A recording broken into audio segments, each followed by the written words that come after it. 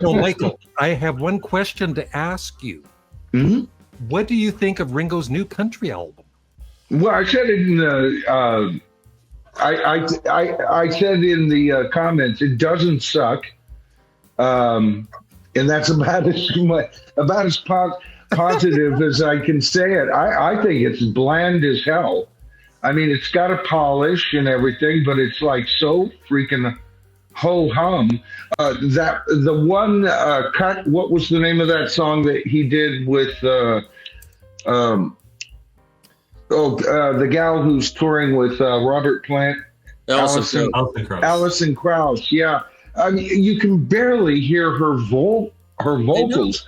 Why? And they could have had anybody, any backup female singer, come in there and do just as bang up a job. I didn't, with Alison Krauss, she has a delivery. I'm a fan of Alison Krauss, and that song didn't help me being a fan of Ringo or Alice. And it's not like this horrible, horrible song. He doesn't have to be embarrassed, I guess, of the album. But, was it you, Glenn, that was saying he basically made one good album? That was it. That's kind of my opinion about Ringo. Now, when he was with the Beatles, and his early hits, I loved it. Don't Come Easy, one of George Harrison's best songs, by the way. Oh, and Photograph, one of George Harrison's best. So when he leans on the Beatles, he's capable of great work. There's no doubt about that. And with the Beatles, I can't imagine another drummer. He's small of stature. I think his physical being affected his drum style. He has to work twice as hard to get to those skins as a guy that was 5'11".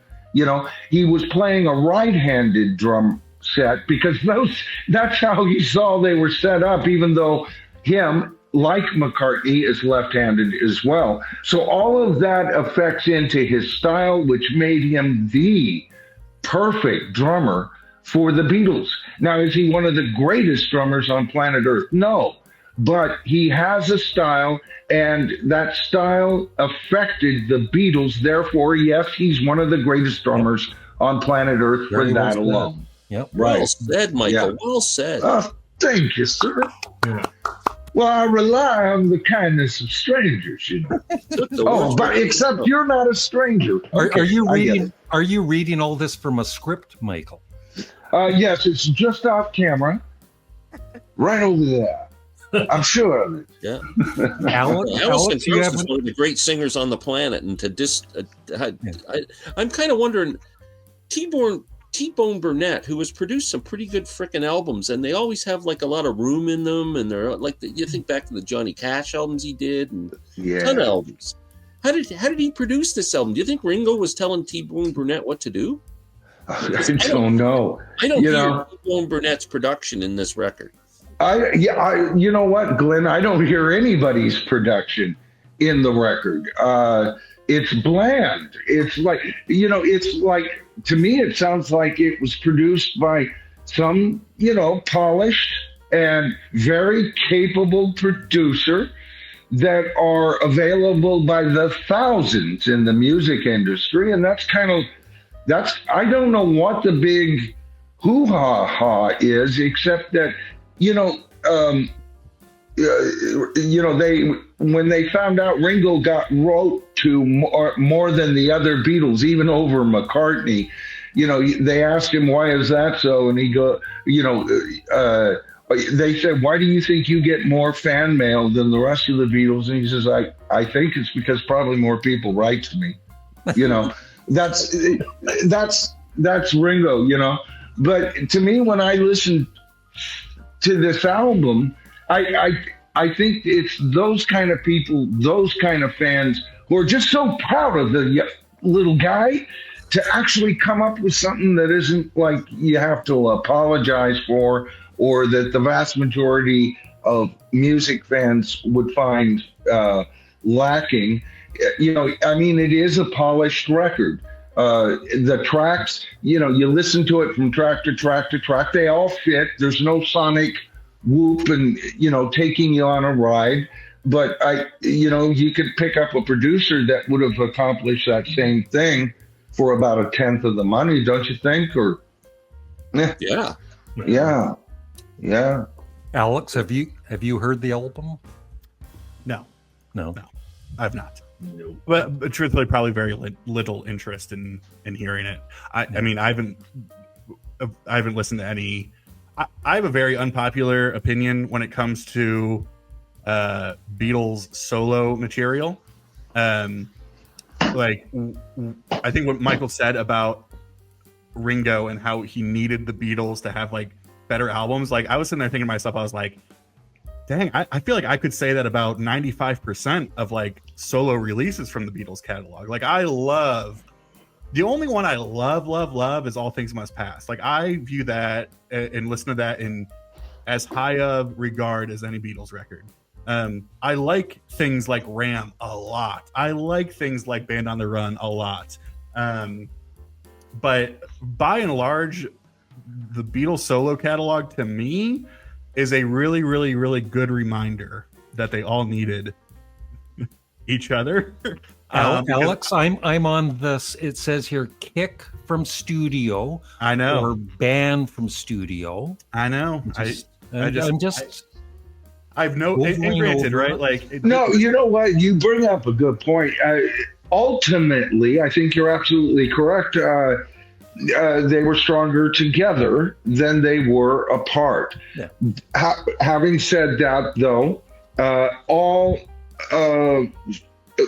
three of them put out brilliant work. Ringo putting out almost a brilliant album. Even the Ringo album, to me, isn't quite, you can't compare it to All Things Must Pass. I think Ram is McCartney's very best album he's ever done, with or without Wings. I love, of course, Band on the Run, but then again, I think the McCartney album is genius. Yep. And people don't get it.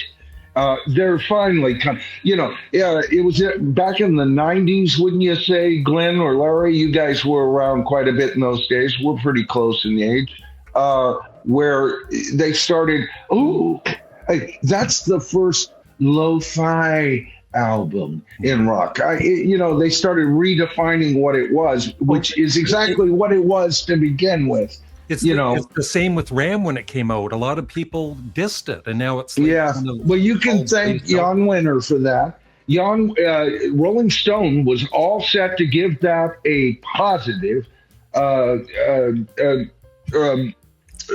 review. Yes, thank you. A senior moment there, folks. It happens.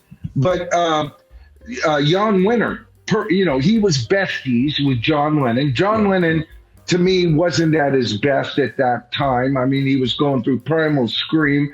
There was the heroin issue with Yoko being he was all mixed up. And matter of fact, my favorite John Lennon album is the Plastic Ono Band, and it's all there, bare bones. I love that, right? But they were going to do this, and Jan Winter was always in there. He even was there with John Lennon at the opening of Let It Be, and they're all tittering and tattering.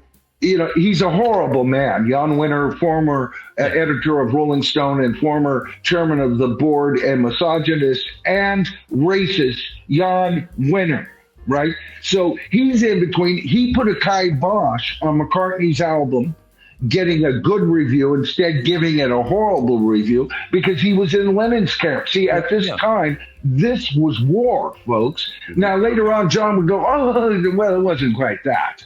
Yes, it was at the time. You can see George coming in to put that seething slide guitar on How Do You Sleep, and George, grinning. Any true Beatle fan that looks back on those old footages, and you can find that footage anywhere on YouTube, right? There was war going on.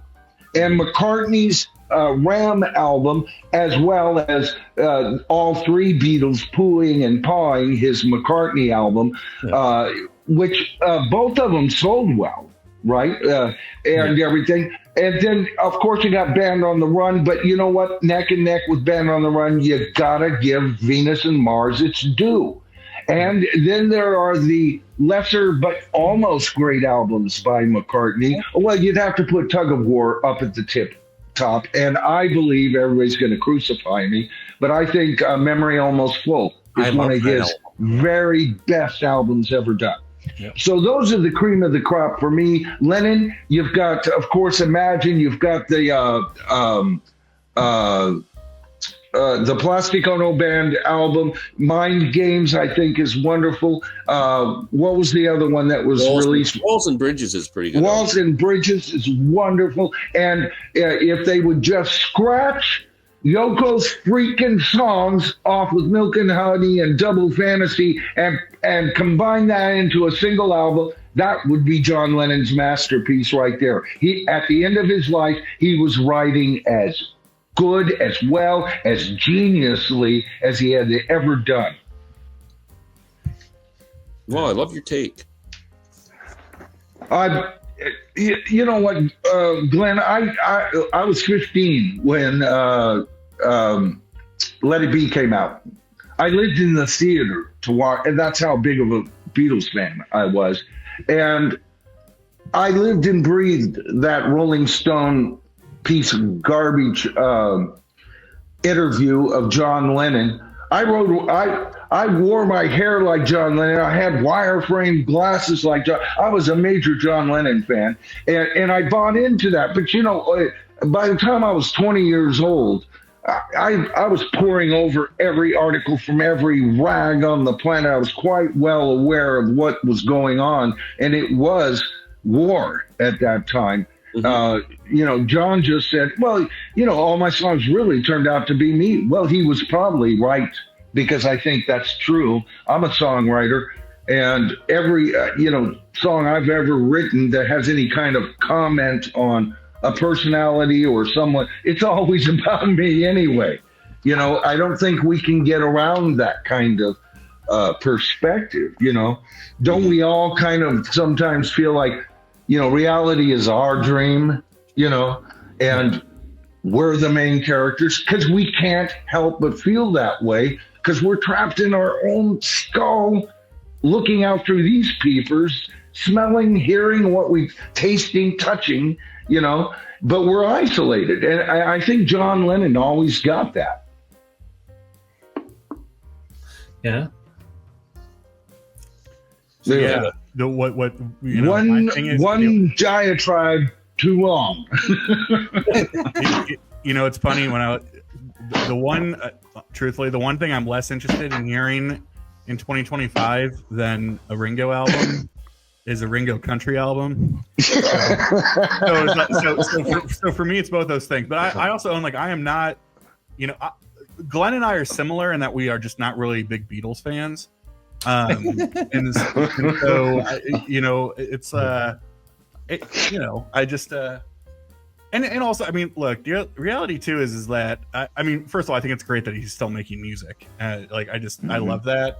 And that a lot of these artists are at their age, and, you know, so I'm not going to, you know, compare it to, you know, what other people might be doing when they're 25 or whatever, but there's just so much new and exciting music out there, especially from artists who might be independent or are not selling out, you know, stadiums, or are not making money off of Spotify or Apple Music or any of those different things, that it's like, I don't know, I feel like my listening time is going to be more dedicated to those types of artists than you know, something like the new Ringo album, or even if Paul had, like, or if there's a new Paul record, or any of those different things. There is one coming out. He's spending 2025 finishing it up. Yeah. So I just you know, his last couple of offerings, there's 1 or 2, 3, 4 songs that per offering that Egypt Station, to me, it's almost like that. What was it? Flowers in the Dirt. 3/4 a great album, and 1/4, and that was kind of like Egypt Station. Only I'd pick Flowers in the Dirt over Egypt Station even. So, but there's brilliant work on it. But it's like McCartney, he has to contend with his voice. I think he needs to write the way he can sing, and that would be interesting, if he came. But I'm all with you also, following other bands. I've been following Dorothy, Dirty Honey, Rival Sons. These are some of the, of course, Greta Van Fleet. The second they came out, everybody crucified them. I loved them. And the more they get away from their Zeppelin approach is interesting, but I would like to see them get back to the groove. There's no, you didn't see Badfinger apologizing for sounding like the Beatles. You didn't see ELO apologizing for sounding like the Beatles. And a half a dozen or a dozen more bands that were sounding exactly like the Beatles during those days. And yet one band comes out that sounds a lot like Zeppelin and they get crucified.